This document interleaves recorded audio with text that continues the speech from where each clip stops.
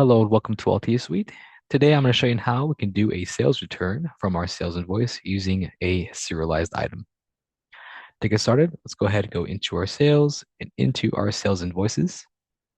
We're going to be taking a look at this top invoice right here, 948.92. This invoice was done today. You can see these items were delivered. So we have this item right here, plus its extended warranty item that's also declined. So when it comes to issuing the sales return, we can either do that from the actual invoice itself. We can go to its line item inside the sales invoice, go to the context menu of the sales invoice, and our issue sales return button is right there. Once we click that, it's going to launch us a new sales return document just like this. That's one way to start the sales return process.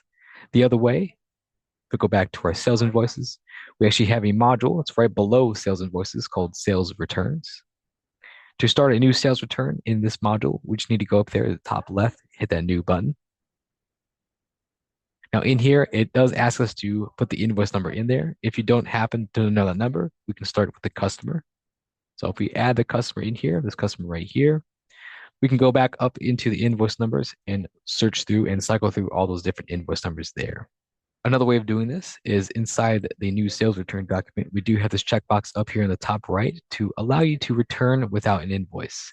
This is for customers who do not have history in their account, but they do want to return back an item they sold to a customer previously.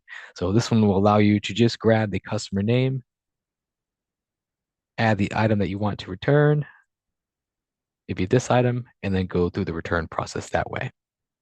But the process I'm going to be showing you is by going based off of that sales invoice. So I'm going to go back to my sales invoices and issue this directly from this invoice. So if you choose the invoice that you want to do the return for, it pre-fills all of that information. So it grabbed the invoice number, it grabbed the customer, and it grabbed all the data that belonged in that invoice. If your item does have a warranty associated with it, even if it's a warranty decline, you do need to keep this in this process. Otherwise, the sales return will not get saved. So when it comes to doing this process, we can either take a restocking fee or a service fee. And all this will do is reduce down the amount of what we owe back to the customer. So if I put $100 in the restocking fee and $100 in the service fee, before the total was $1,223.79, but because of those fees, we reduced it down. Now I'm going to be owing the customer $1,023.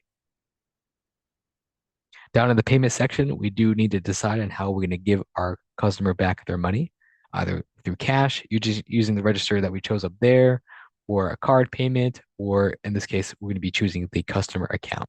So this is just to put the penny amount onto the customer's account. That way they can pay for future invoices or pay down any balances they might have.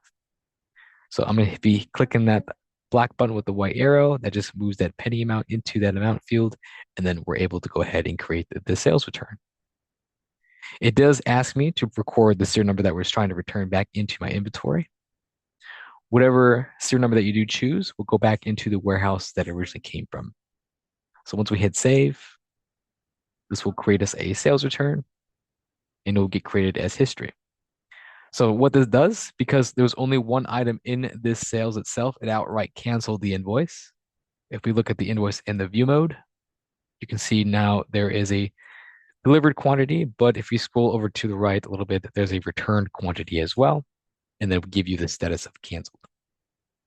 If this sales invoice had other items in there and we did not return those items, the status will not just be canceled. It'll just have a narration for the returned quantity for whatever line items that we did return.